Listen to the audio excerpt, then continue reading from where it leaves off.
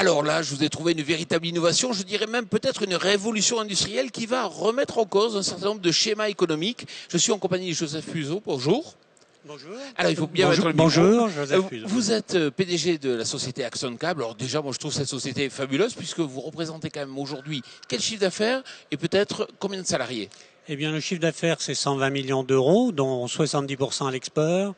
Nous avons au total 1700 salariés, 800 en France et le reste à l'étranger. En gros, la moitié en France, la moitié à l'étranger. Nous avons une quinzaine de filiales à l'étranger, aux USA, au Japon et ailleurs. Et ce que nous faisons, c'est du câble très haut de gamme puisque nous équipons les satellites. Nous avons équipé le robot qui est actuellement sur Mars, qui s'appelle Discovery.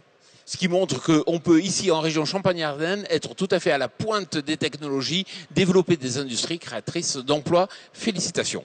Alors, on va parler de la synthèse additive de cette imprimante-là que vous avez juste à votre droite. Il s'agit d'une imprimante 3D, ce qu'on appelle une imprimante 3D. Quel est son prix ?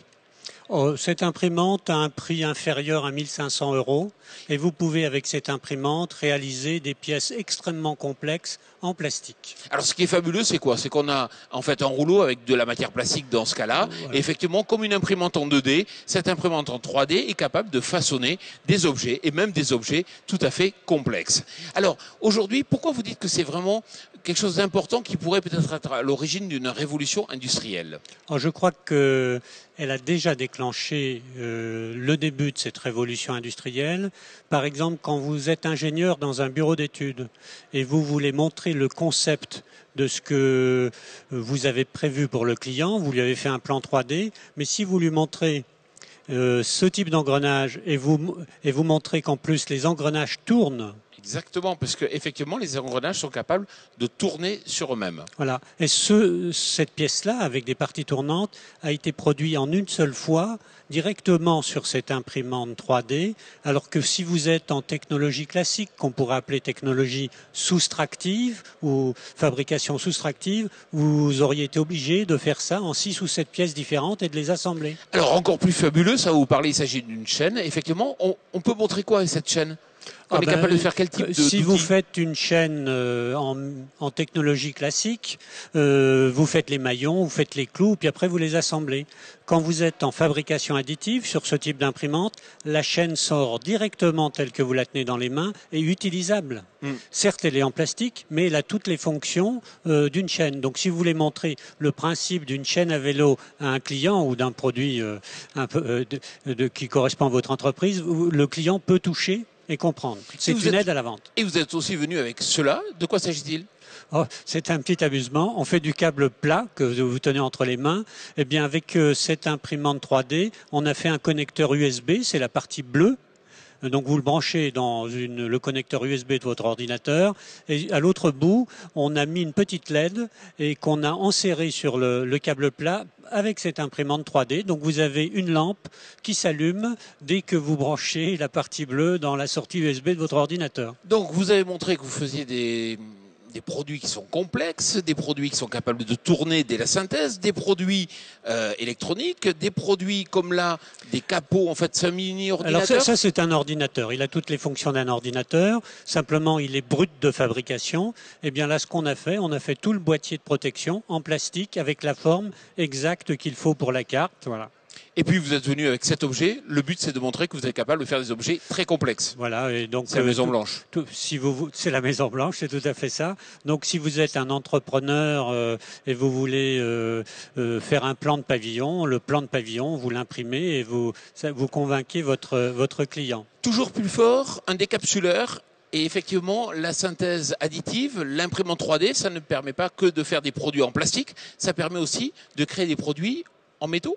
Alors, ce que vous tenez dans les mains, c'est le décapsuleur le plus léger du marché. Il ne fait que 2 grammes.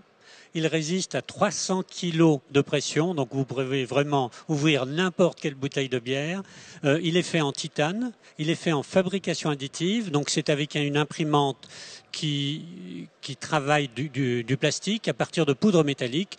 On solidifie la poudre en envoyant un petit rayon laser ou un faisceau d'ion et on arrive à cette forme-là. Et quand on la regarde, c'est vraiment intéressant parce que si vous travaillez en fabrication soustractive, vous auriez un bloc de titane que vous usinez, donc vous faites des copeaux, ça coûterait très cher. Le titane est un matériau cher. Là, on a mis des filets, des fils de titane qu'à l'endroit nécessaire, donc ça ne fait que 2 grammes, et donc ça fait moins de 10 € à produire un décapsuleur inégalable au niveau mondial. Toute dernière question, vous êtes toujours à la pointe de l'innovation, vous avez réussi à bâtir une très belle entreprise, vous y croyez dans la synthèse additive, vous avez fait déjà l'acquisition de ces machines ? Alors on a déjà acquis sous cette machine et on va continuer à en acquérir. On s'en sert beaucoup en bureau d'études pour démontrer aux clients les concepts des nouveaux produits, mais on commence à s'en servir en fabrication. Là devant moi, voilà un petit outil fait en plastique simplement pour mettre en forme un câble qui est normalement totalement plat. Et donc là, ce câble a des, comment on pourrait dire, a des formes, des vagues. Des vagues de façon à être utilisé dans des applications très flexibles. Et donc l'outillage pour le mettre en forme a été fait sur cette petite imprimante 3D. Avant, on aurait pris un bloc de métal pour faire ça et ça aurait pris du temps.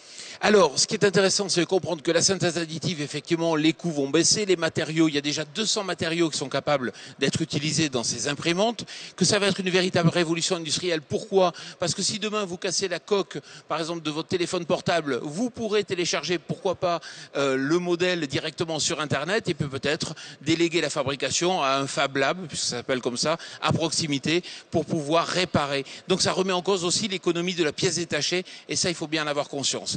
Joseph Puzeau, merci beaucoup. Je vous en prie. Merci. Au revoir.